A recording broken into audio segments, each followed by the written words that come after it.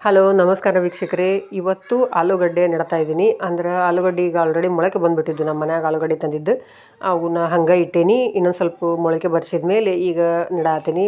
ನಮ್ಮ ಗಾರ್ಡನ್ ಒಳಗೆ ಒಂದು ಕಡೆ ಒಂದು ಸ್ವಲ್ಪ ಜಾಗ ಇತ್ತು, ಅಲ್ಲೇ ನೆಡ್ತಾ ಇದ್ದೀನಿ. ಇವನ್ನ ಮ್ಯಾಲೆ ಹೆಂಗೆ ಸ್ಪ್ರೌಟ್ಸ್ ಬಂದಾವಲ್ಲ ಆ ಭಾಗ ಬರುವಂಗೆ ಒಂದರ 3 ಭಾಗ ಅಥವಾ 4 ಭಾಗ ಮಾಡಿಕೊಂಡು ಕಟ್ ಮಾಡ್ಕೊಂಡು ಇಟ್ಕೊಳತ್ತೀನಿ. ಇವನ್ನ ಕಟ್ ಮಾಡಿ ಇಟ್ಕೊಂಡು ಇವನ್ನ ನೆಡ್ತಾ ಇದ್ದೀನಿ. ಇದನ್ನು ಮುಂಜಾನೆ ಈಗ 12 ಗಂಟೆ ಆಗೈತೆ ಅನ್ಸುತ್ತೆ ನಾನು ಮಾಡೋ ಹೊತ್ನಾಗ. ನಾ ಮುಂಜಾನೆ ಇವನ್ನ ನೀರಾಗ ನೆನೆ ಹಾಕಿಬಿಟ್ಟಿದ್ದೆ, ಒಂದು ಡಬ್ಬಿ ತೊಗೊಂಡು ಅದರಾಗಿಂದನೇ ಈಗ ಕಟ್ ಮಾಡಿ ಹಾಕ್ತಾಯಿದ್ದೀನಿ. ಒಂದು 8 ಇಂಚು ಅಥವಾ 6 ಇಂಚು ಡಿಫ್ರೆನ್ಸ್ ಒಳಗೆ ನಾನು ನೆಡಾತೀನಿ. ಯಾಕಂದ್ರೆ ನನ್ನ ಕಡೆ ಜಾಗ ಕಡಿಮೆ ಐತಿ, ಅದಕ್ಕೆ ಇಲ್ಲಾಂದ್ರೆ ಒಂದೊಂದು ಫೂಟ್ ಬಿಟ್ಟರೆ ಚಲೋ. ಯಾಕಂದರೆ ಒಳಗಡೆ ಆಲೂಗಡ್ಡೆ ಚೆಂದಾಗಿ ಬೆಳ್ಕೊಳ್ಳಿಕ್ಕೆ ಅನುಕೂಲ ಆಗ್ತೈತಿ. ಆದರೆ ನನ್ನ ಕಡೆ ಸ್ವಲ್ಪ ಜಾಗ ಕಡಿಮೆ ಇರೋದ್ರಿಂದ ನಾನು ಒಂದು 8 ಇಂಚು ಅಥವಾ 6 ಇಂಚ್ ಅಷ್ಟು ಬಿಟ್ಟು ಜಾಗ ಬಿಟ್ಟು ನೆಡಾತೀನಿ. ಇವು 15 ದಿವ್ಸ ಬೇಕಾಗುತ್ತೆ ಅನ್ಸುತ್ತೆ ಇವು ಸ್ಪ್ರೌಟ್ಸ್ ಹೊರಗೆ ಬರಲಿಕ್ಕೆ. ಆಮೇಲೆ ಒಂದು 4-5 ದಿವಸ ಬಿಟ್ಟು ಒಂದು ಸ್ವಲ್ಪ ಗೊಬ್ಬರ, ಲಿಕ್ವಿಡ್ ಗೊಬ್ಬರ ಕೊಡ್ತೀನಿ.